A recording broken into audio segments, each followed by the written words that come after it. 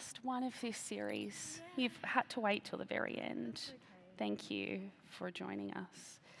Okay, let's start with the raw story. We've loved these so far.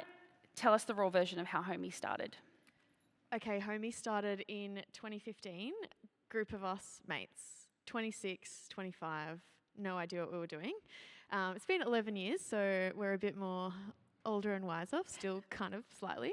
But we started as a Facebook page telling the stories of people experiencing homelessness to break down the stigmas.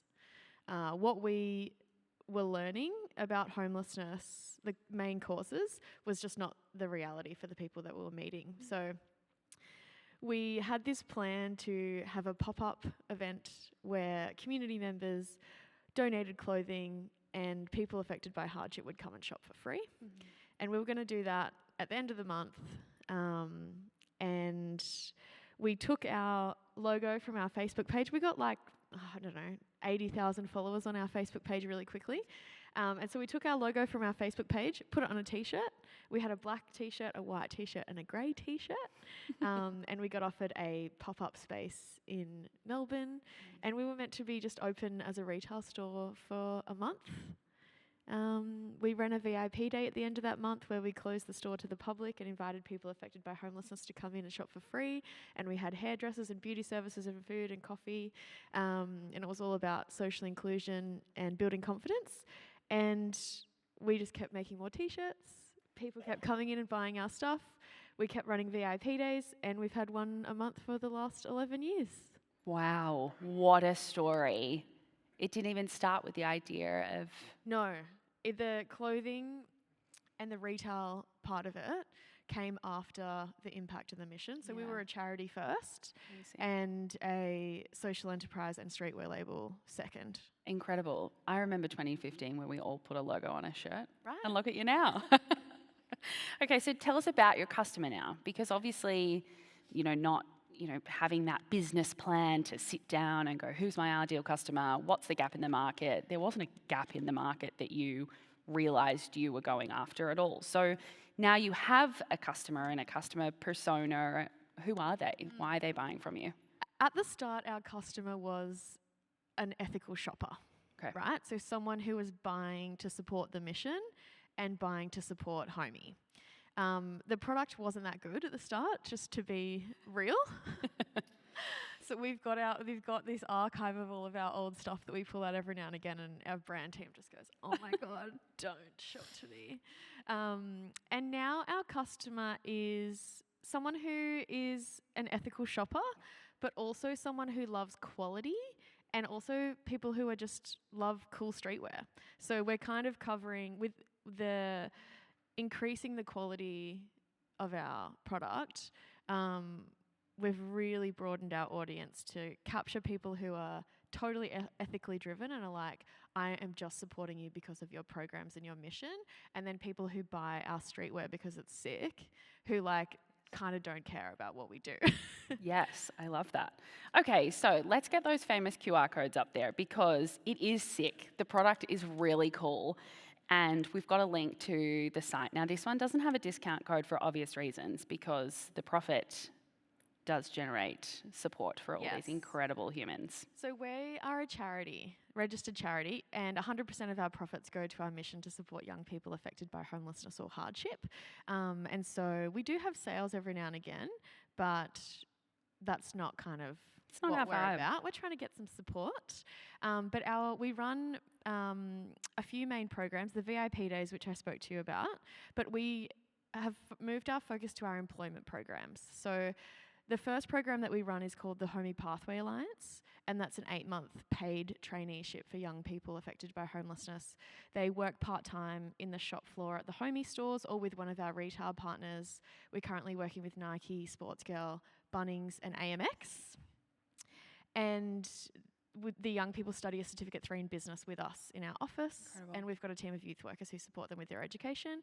And then we have a 10-week program called Retail Ready, which runs out of our Emporium store in the Melbourne CBD.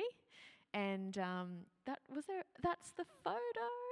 That's one of our groups of young people who just completed the Retail Ready program. It's incredible. After they do their 10 weeks of casual paid work in the Homey store, we have a photo shoot to celebrate everything that they've achieved. And the photo shoot builds confidence, makes the young people feel so empowered, and they just have a really beautiful experience where they say, I just felt like a normal young person for a day. Isn't it incredible to think that experience, that program, will be the springboard for many of those people to sit in this room and go to this conference one day? Yeah, absolutely. And I've been supporting young people in our stores since 2017 is when we started our employment programs. Yeah. And we started off with 3 young people in the Homey store when I was the store manager. And I'm still in touch with those guys now, Amazing. Nearly 10 years later. And they're HR managers, and they're flight attendants, and they're youth workers, and they're retail area managers. And yeah, young people, these guys just need an opportunity and support at the right time. And they can break the cycle of homelessness, and being able to use retail as a vehicle to create that change is pretty special. Yeah, very. Let's switch gears a little bit, because we do talk about the impact, which is phenomenal, and we can't put that to the side. However, one of the things we've talked about is how commercially driven you guys are as a business, and that most people, simply don't join the two of those together as you are a registered charity. So you generating customer experience, and you're wanting to invest in that customer and make sure that they're having the very best time. What does that look like for you guys in practice? Is it the same as everything we're hearing? A lot of it is the same. We've got a team, or a brand team, who focus on our commercial business and our brand. We've got amazing graphic designers and producers and Instagram managers and web crew, and we are creating quality, relevant, cool product and trying to, have the same positive customer experience that all of the other retail brands are here. Something that we're trying to work on is our in-store experience is so special. Everyone that walks into our space gets told the Homey story. We talk about our mission, we talk about our programs, and you can see them in action around you. And it's a space where everyone's welcome, and we have this really strong community because a community, we talk about community a lot in retail, and maybe controversial take, but we love a controversial take here. Okay, I'll go for it. A community is not a group of people who all buy the same product. Absolutely not. A community is people who interact with each other and people who support each other. And so our community comes from our customers having a shared mission and shared values where it's young people supporting other young people in the community. And when young people come to a VIP day in our store, they say, I can't believe that there's so many people in our community who care about me, that have shopped at Homey and made this happen. And young people say, I walk down the street and I see someone wearing a Homey t-shirt, and I look at them and I know that they're a good person. They're my people. Yeah. I love that. Okay, so you talked about some of the challenges you're having. The website, is it communicating the same thing? What's something that you're actively working on now to shift that customer experience and improve your growth? Totally. We're trying to take our mission and our person-centered approach to the online space. And we've had a lot of cut through with socials, just being really, really authentic and being really real. And I think that that's something that small businesses, we can be really authentic. There's not 6 layers of approvals to go through to get something posted. We can be really easily and quickly responsive to what's happening in the world around us, so we can respond really quickly. And we just talk to our customer like they're our friend. I love that. Okay, we're going to open up to our famous questions, because you have some epic product here for us to gift out to our audience. Before we do, I want to talk about how fast things are changing and what you are doing personally to keep up with all those changes. Yeah, good question. So we are excited for the change. I think we're still growing as an organisation. Commercially, we're a $6 million business as of this year. Thank you.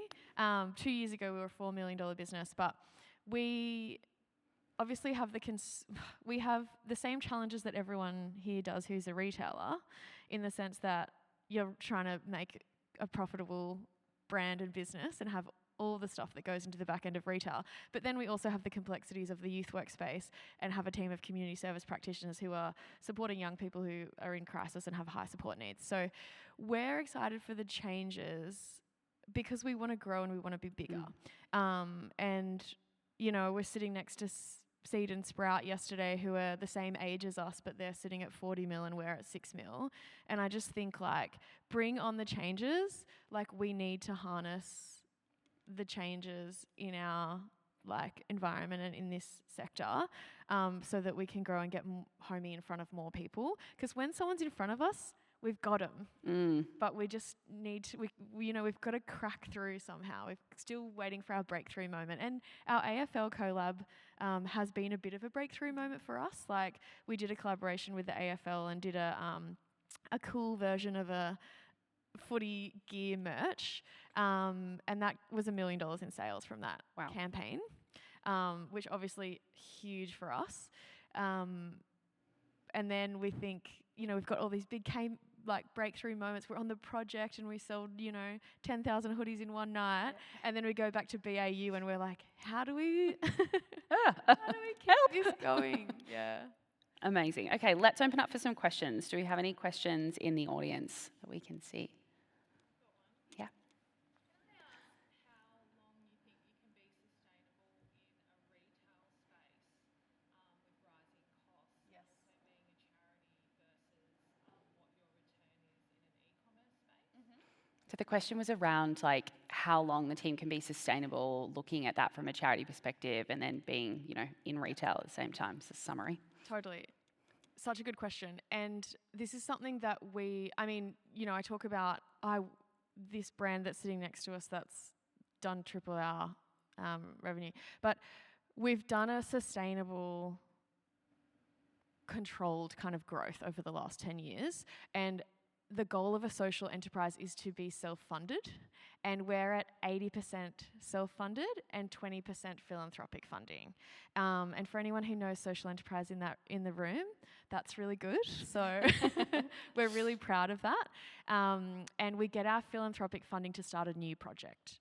And then we sustain ourselves to that new project, and then we'll get philanthropic funding for something else. So we just opened our store in Emporium. We got philanthropic funding to open it. Obviously, opening a new store in a shopping centre is expensive. And so we open Emporium. We know we've got a sustainable business. We cover the costs of Emporium, and then we'll start something new. So our streetwear label is successful in its own right. And that's what we want to stay focused on. And that's what is really challenging the social enterprise space, is a lot of social enterprises will ask for funding, and then 10 years later, they're still asking for funding, and the funders are like, you told us that you were going to be able to pay this yourself eventually, and it hasn't happened. So we're doing all right in that area. Amazing. We've got time for one more question. We've got one. Yep, down the front. This man's winning all the merch. Guys. Yes. How long does it take you to make it profitable? Good question. The cost of Emporium, so this is where we have rallied community and unlikely friendships to contribute to our business. So we got so much in-kind support from architects, builders. We're the first charity in Emporium ever. So we have a slight discount on rent. But I would say the initial startup costs, we had a lot of volunteers and support. So any business can support a charity. You don't have to be in that direct line of business. And we had a lot of help. But I reckon it'd probably take us 6 months.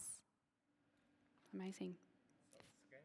It is scalable. It is. Absolutely. So when you're using those right tools. Yeah, and that's maybe why we're AI. going to Sydney next year. So we've got 3 pop-ups in Sydney in the second half of this year, with the goal to open a store at the start of 2027, because our bricks and mortar sites, they really work, and that's our strength because of the in-store experience and the special stuff that happens in those spaces with the young people, and it's our e-com that we're still kind of getting the hang of. That's okay. We've all still getting the hang of many things. Thank you so much. Like, the way that you've invested in this and sharing your knowledge with us, like, has been amazing. So thank you. I couldn't think of anyone else to finish on there. Sweet.